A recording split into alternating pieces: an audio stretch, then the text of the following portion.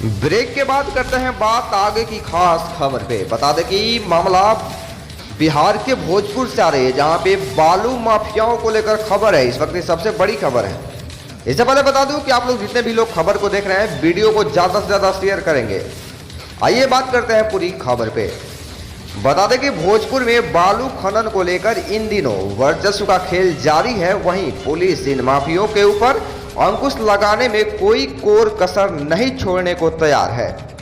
विगत रात्रि सोन नदी में गश्ती करते हुए भोजपुर पुलिस के जवानों को संदेहास्पद स्थिति में एक नौका की बराबरी की, जिसमें 5 राइफल समिति अनगिनत जिंदा कारतूस मिले।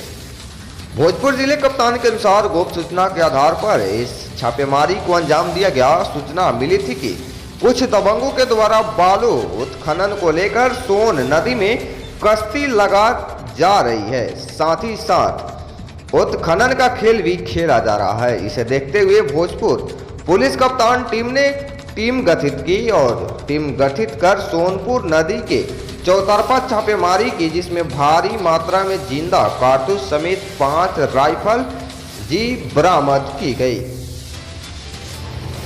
भोजपुर से गोविंद पासवान की रिपोर्ट।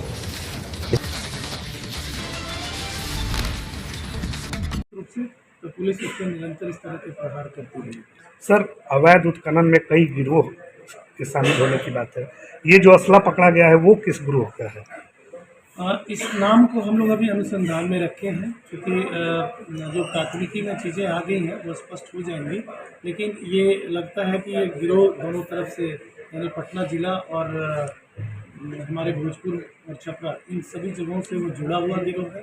क्योंकि इनका एरिया, बड़ी नाव को देख के लग रहा है, जिस तरह से इंजन का पावर है वो देख के लग रहा है कि काफ़ी बड़े एरिया में इन लोगों ने अपना एक प्रभाव डाल रखा है और उसी के तहत में ये उनका धंधा चल रहा है। इसमें कोई लाइसेंसी रेगुलर राइफल इसकी पहचान में कुछ वक्त लगेगा। हम लोग उसके आसनल नंबर से वेरीफाई करेंगे। तीनों चारों जिलों से हम लोगों को सत्यापन करने की इसमें आवश्यकता है।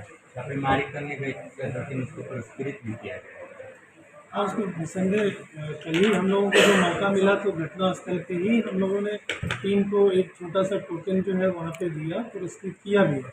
और आगे आने वाले, चूँकि इस तरह के रेगुलर वेपन होते हैं, तो बिहार पुलिस सप्ताह में भी एक बड़े स्तर पर ये पुरस्कृत करने की कार्रवाई होती है। तो वो उसके अंतर्गत में ये कांड जरूर है।